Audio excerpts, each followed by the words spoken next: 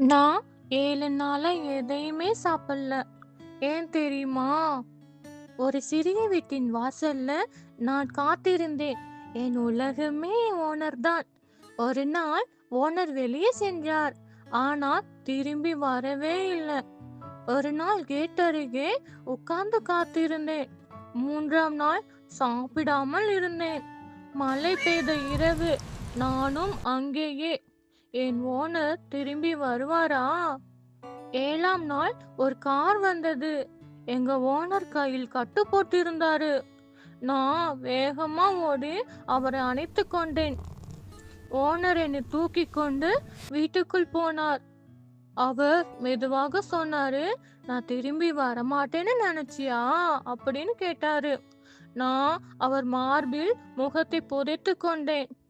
வீட்டின் சுவர்ல ஒரு போட்டோ இருந்தது. அதுல ஓனர் ஹாஸ்பிட்டல்ல படுத்திருக்கிற மாதிரி இருந்தது.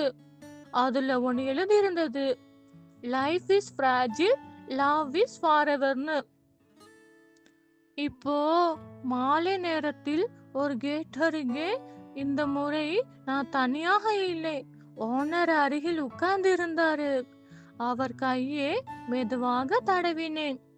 காத்திருந்த அன்பு இப்போது அமைதியாகிறது.